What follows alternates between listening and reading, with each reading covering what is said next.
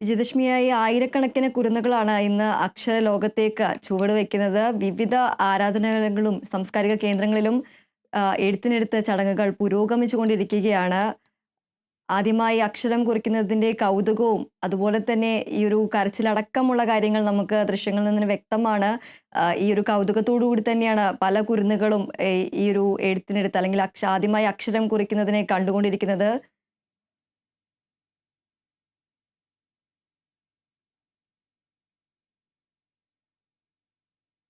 പലർക്കും ഈ ഒരു എഴുത്തിനെടുത്ത് എന്ന് പറയുന്നത് അല്ലെങ്കിൽ ആദ്യമായി അക്ഷരം കുറിക്കുന്നത് ഒരു പുതിയ അനുഭവമായതുകൊണ്ട് തന്നെ പലരുടെയും മുഖത്ത് ആ ഒരു കൗതുകവും അതുപോലെ തന്നെ പലരുടെ മുഖത്തും ഒരു കരച്ചിലടക്കമുള്ള കാര്യങ്ങൾ നമുക്ക് കാണാൻ സാധിക്കും. ഇപ്പോൾ വിനയ രാജ് നമ്മളോടൊപ്പം ചേരുന്നു. പറവൂർ മൂകാംബിക ക്ഷേത്രത്തിൽ നിന്നുമാണ്. വിനയ, എന്തൊക്കെയാണ് എഴുത്തിനെഴുത്തിന്റെ കൂടുതൽ വിശേഷങ്ങൾ എന്തൊക്കെയാണ്?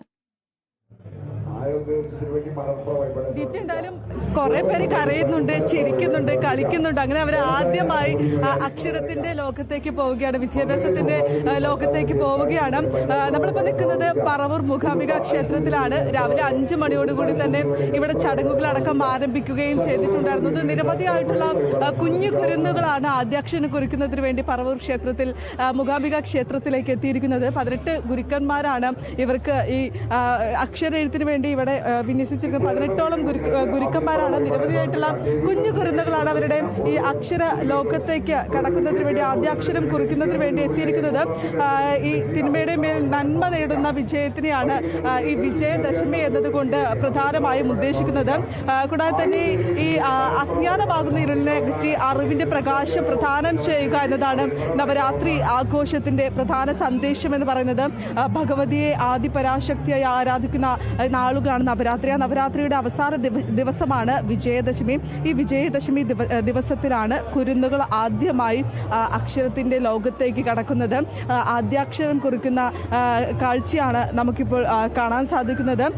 ഈ വിജയദശമി ദിനത്തിൽ അക്ഷര ലോകത്തേക്ക് കടക്കുന്ന കുരുന്നുകളെയാണ് നമുക്കിവിടെ കാണാൻ സാധിക്കുന്നത്. കുറേ പേര് നമ്മൾ വന്ന സമയത്ത് അധികം കരച്ചിലോ ബഹളമോ അങ്ങനെ ഒന്നും ഉണ്ടായിരുന്നില്ല. അതിനുശേഷമാണ് കുഞ്ഞു കുരുന്നുകൾ കരയാനും ചിരിക്കാനും ഒക്കെ തുടങ്ങിയിട്ടുണ്ടായിരുന്നത്. ആ കാഴ്ച കാണാൻ തന്നെ മറ്റൊരു രസമാണ്. ഈ ക്ഷേത്രങ്ങളിൽ മാത്രമല്ല, ഇന്ന് മറ്റ് പല സ്ഥാപനങ്ങളിലും ഈ കുരുന്നുകൾ ആദ്യാക്ഷരം പകരുന്നതിന് വേണ്ടി പോകുന്നുണ്ട്. അതായത് വിദ്യാലയങ്ങളിൽ ഇതേപോലെ ഈ പരിപാടികൾ സംഘടിപ്പിക്കുന്നുണ്ട്. അങ്ങനെ വിവിധ സ്ഥാപനങ്ങളിൽ ഈ പരിപാടികൾ സംഘടിപ്പിക്കുന്നുണ്ട്. പക്ഷേ ഈ ദിവസത്തെ സംബന്ധിച്ചിടത്തോളം സരസ്വതിയുടെ മുന്നിൽ അവർ ആദ്യാക്ഷരം കുറിക്കുമ്പോൾ അവർക്ക് അത്രത്തോളം സന്തോഷമുണ്ടാകുന്നു. അല്ലെങ്കിൽ ആദ്യമായി കുരുന്നുകൾ അക്ഷര ലോകത്തേക്ക് പോകുമ്പോൾ അത് സരസ്വതിയുടെ മുന്നിലാകുമ്പോൾ അതിന് പ്രത്യേകത ഏറെയാണെന്ന് തന്നെ പറയാൻ സാധിക്കും. ഇത്തരത്തിൽ ഈ എഴുത്തിനിരുത്തിനടക്കം പേര് കേട്ട ക്ഷേത്രങ്ങളിൽ ഒന്നാണ് ഈ പറവൂർ മൂകാംബിക ക്ഷേത്രം എന്ന് പറയുന്നത്. നിരവധിയായിട്ടുള്ള രാവിലെ 5 മണിയോടുകൂടിയാണ് ഈ പരിപാടികളടക്കം ആരംഭിച്ചിട്ടുണ്ടായിരുന്നത്. അന്ന് മുതൽ തന്നെ നിരവധിയായിട്ടുള്ള കുഞ്ഞു കുരുന്നുകളാണ് ഇവിടെ ആദ്യാക്ഷരം കുറിക്കുന്നതിന് വേണ്ടി എത്തിയിട്ടുണ്ടായിരുന്നത്. 18ഓളം ഗുരുക്കന്മാരാണ് ഇവർക്ക് ആദ്യാക്ഷരം പകരുന്നതിന് വേണ്ടി എത്തിയിരിക്കുന്നത്. നമുക്ക് കാണാൻ സാധിക്കുന്നു ചിലർക്കൊന്നും ഒരു വാശിയില്ല, ഭയങ്കര സന്തോഷത്തോടെയാണ് ഈ ആദ്യാക്ഷരം എഴുതുന്നതിന് വേണ്ടി എത്തിയിരിക്കുന്നത്. നമുക്ക് ദൃശ്യങ്ങളിൽ കാണാൻ സാധിക്കും. ചിലർ ഭയങ്കര സന്തോഷത്തോടെയാണ് അവരുടെ ആദ്യാക്ഷരം ഗുരുക്കന്മാർ എഴുതി കൊടുക്കുന്നത്. ചില കുരുന്നുകൾ സ്വാഭാവികമാണ്, കുഞ്ഞിക്കുട്ടികളാണ്. അപ്പോൾ അവർക്കിതൊക്കെ പുതിയതായിട്ടുള്ള ഒരു കാര്യമാണ്. അതുകൊണ്ട് തന്നെ ചിലർക്ക് അറിയാറുണ്ട്. ഇപ്പം നമുക്ക് ദൃശ്യങ്ങളിൽ കാണാൻ സാധിക്കും ഒരു കുഞ്ഞു കുരുന്നാണ്. നമുക്ക് സംസാരിക്കുമോ എന്നൊന്നും അറിയില്ല.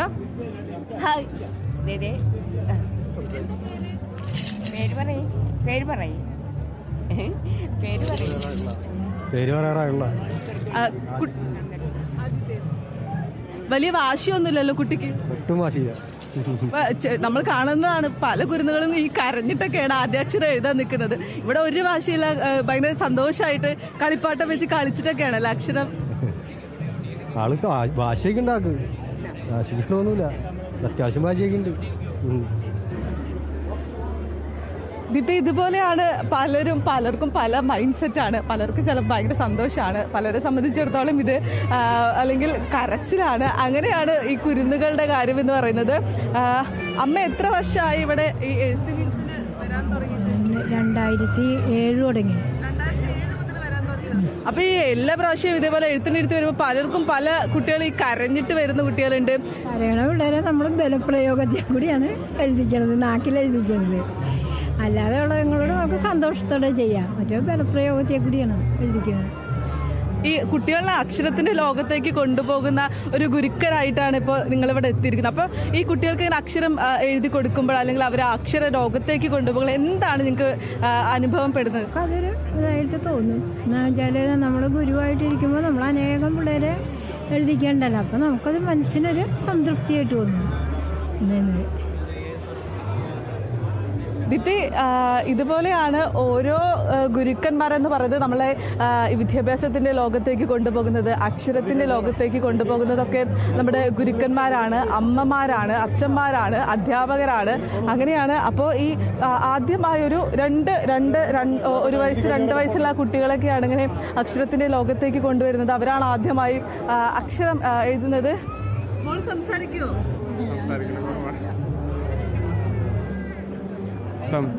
സംസാരിക്കലേ കുറവാണ്. സ്പീച്ച് തെറാപ്പിയൊക്കെ കൊണ്ടുപോയിട്ട് റെഡി ആവുള്ളൂ. കുട്ടിയെ അക്ഷരത്തിന്റെ ലോകത്തേക്ക് കൊണ്ടുവരാൻ ഈ സരസ്വതി ദേവിയുടെ മുമ്പ് തന്നെ കുട്ടിയെ ആദ്യമായിട്ട് അക്ഷര ലോകത്തേക്ക് കൊണ്ടുവരണം എന്നുള്ളത് നിങ്ങളുടെ ആഗ്രഹമായിരുന്നു? തീർച്ചയായിട്ടും അത് തന്നെ വലിയ ആഗ്രഹമാണ്. ഈ സമയത്ത് നമുക്ക് ഇവിടെ എത്താൻ പറ്റിയത് തന്നെ വളരെ അനുഗ്രഹം എന്ന് വിശ്വസിക്കുന്നതാണ്. സരസ്വതി ദേവിയുടെ മുമ്പിൽ വെച്ചിട്ട് തന്നെ കുട്ടിക്ക് ആദ്യാക്ഷരം പകരുമ്പോൾ അതിനുള്ള സന്തോഷം വേറെ ഒന്ന് തന്നെയല്ലേ? തീർച്ചയായിട്ടും ഞങ്ങളെല്ലാവർക്കും, കുടുംബത്തിലെ എല്ലാവർക്കും തന്നെ വളരെ സന്തോഷമാണ്. ഈ അവസരത്തിൽ ഇവിടെ വെച്ച് തന്നെ കുട്ടിയുടെ ആദ്യാക്ഷരം കുറിക്കാൻ ഇവിടെ വരാൻ പറ്റിയത് തന്നെ വളരെ സന്തോഷം. പ്രധാനമായും ഈ കുട്ടികൾ ഈ അക്ഷര ലോകത്തേക്ക് കടക്കുന്നത് ഈ സരസ്വതി ദേവിയുടെ മുമ്പിൽ അല്ലെങ്കിൽ സരസ്വതി ദേവിയുടെ കടാക്ഷത്തിൽ വെച്ചാണെങ്കിൽ അതിലുള്ള സന്തോഷം വേറൊന്ന് തന്നെയാണ്. കാരണം വിദ്യാഭ്യാസത്തിന്റെ ദൈവമാണ് സരസ്വതി എന്നറിയപ്പെടുന്നത്.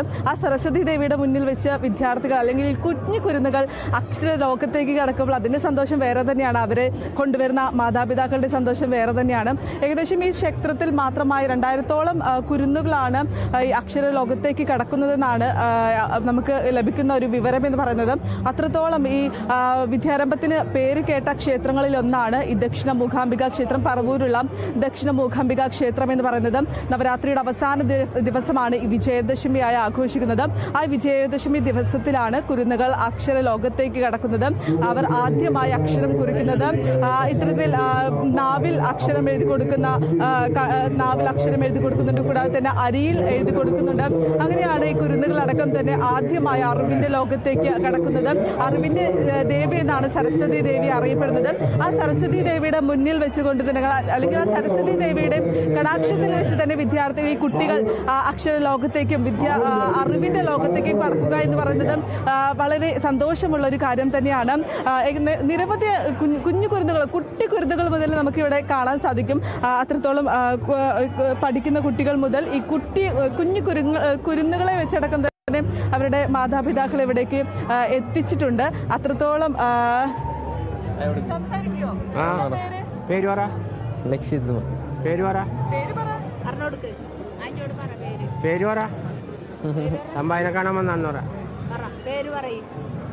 ഇവിടെ എഴുതിയായിരുന്നോ?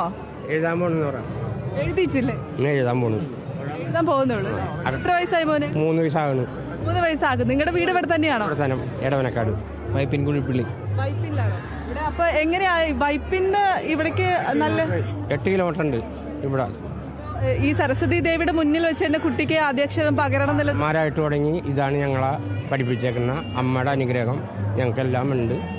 ഞങ്ങൾ ഇയാളെ എഴുതിച്ച്, ഇയാളുടെ കുട്ടീനെ എഴുതിച്ച്, എന്നെ അച്ഛൻ ഇവിടെ കൊണ്ടുവന്നാണ്. അപ്പോൾ ദേവിയുടെ അനുഗ്രഹം ഞങ്ങൾക്ക് എന്നും ഉണ്ട്. ആ അനുഗ്രഹം കുഞ്ഞിനെയും കിട്ടണം എന്നും പറഞ്ഞാണ് ഞങ്ങൾ വന്നേക്കുന്നത്. അപ്പൊ തലമുറയായിട്ട് ഈ സരസ്വതി ദേവിയുടെ മണ്ഡപത്തിൽ വന്നാണ് ഞങ്ങൾ ആദ്യാക്ഷരം കുറിക്കുന്നത്. ചേട്ടൻ ഓർമ്മ ഉണ്ടോ ഈ ആദ്യ അക്ഷരം എഴുതിയപ്പോ ചേട്ടൻ കരഞ്ഞിട്ടായിരുന്നു ഉണ്ടായിരുന്നത്? അതോ ഇല്ലല്ലോ, 3 വയസ്സ് പ്രായമല്ലേ ഉണ്ടാവുള്ളൂ. ചോദിച്ചിട്ടുണ്ടോ ആരുടെങ്കിലും? ഇല്ല, ചോദിച്ചിട്ടുമില്ല. ചേട്ടൻ ഓർമ്മ ഉണ്ടോ? എനിക്ക് ഒരു ഓർമ്മ അങ്ങനെ പെട്ടെന്ന് നമ്മൾ ഏജ് ആയതിന്റെ പേരിൽ ആ ഒരു ഓർമ്മ കിട്ടാൻ സാധ്യതയില്ല. ചോദിച്ചിട്ടില്ല ഇങ്ങനെ അല്ലേ? അപ്പൊ ആ ഒരു ടൈമിൽ കിട്ടാൻ സാധ്യതയില്ല. അപ്പോൾ എന്നെ സംബന്ധിച്ച് എന്നെ സംബന്ധിച്ച് നോക്കുകയാണെങ്കിൽ എനിക്ക് ഇതിനെക്കുറിച്ചൊന്നും വലിയ ഓർമ്മയൊന്നുമില്ല. കാരണം എനിക്കും അത്യാവശ്യത്തിനുള്ള വയസ്സൊക്കെ ആയിട്ടുണ്ട്. അപ്പോൾ ഞാൻ എഴുത്തിന് ഇരുന്നിട്ടുണ്ടോ എന്ന് ചോദിച്ചാൽ പോലും എനിക്കറിയില്ല. കാരണം അതിൻ്റെ ഓർമ്മയൊന്നും എനിക്കില്ല. എന്തായാലും ഇവിടെ ഇപ്പോഴും വിദ്യാരംഭ ചടങ്ങുകൾ പുരോഗമിച്ചുകൊണ്ടിരിക്കുകയാണ്. ഇപ്പോഴും നിരവധിയായിട്ടുള്ള കുരുന്നുകളാണ് ഈ വിദ്യാരംഭം കുറിക്കുന്നതിന് വേണ്ടി ക്ഷേത്രത്തിൽ എത്തിക്കൊണ്ടിരിക്കുന്നത്. നിരവധി നമുക്ക് കാണാൻ സാധിക്കും. നേരത്തെ മൊത്തത്തിൽ ക്യൂ ആയിരുന്നു. അത്രത്തോളം ആളുകളായിരുന്നു ഈ വിദ്യാരംഭം കുറിക്കുന്നതിന് വേണ്ടി കുരുന്നുകളെ കൊണ്ട് ഈ ക്ഷേത്രത്തിൽ എത്തിയിട്ടുണ്ടായിരുന്നത്. 18ഓളം ഗുരുക്കന്മാരാണ് ഈ കുരുന്നുകളെ ഈ വിദ്യാരംഭത്തെ അല്ലെങ്കിൽ കുരുന്നുകൾക്ക് ആദ്യാക്ഷരം പകർന്നു നൽകുന്നതിന് വേണ്ടി എത്തിയിരിക്കുന്നത്. ഇപ്പോഴും ഇവിടെ ചടങ്ങുകൾ പുരോഗമിച്ചുകൊണ്ടിരിക്കുകയാണ്. ദീപ്തി. ശരി വിനയ, വിജയദശമിയുടെ ആഘോഷങ്ങൾ അല്ലെങ്കിൽ അക്ഷരലോകത്തേക്ക് പല കുരുന്നുകളും ഇന്ന് ആദ്യാക്ഷരം കുറിച്ചുകൊണ്ട് ചുവടുവെക്കുകയാണ്. വിവിധ ക്ഷേത്രങ്ങളിലും അതുപോലെ തന്നെ സാംസ്കാരിക കേന്ദ്രങ്ങളിലും കുട്ടികളെ എഴുത്തിനിരുത്തുന്ന ചടങ്ങുകൾ പുരോഗമിച്ചുകൊണ്ടിരിക്കുകയാണ്. ഈ വിദ്യാരംഭത്തിന്റെ വിശേഷങ്ങളിലേക്ക് തന്നെ തിരികെ എത്താം ഒരു ഇടവേളയ്ക്ക് ശേഷം.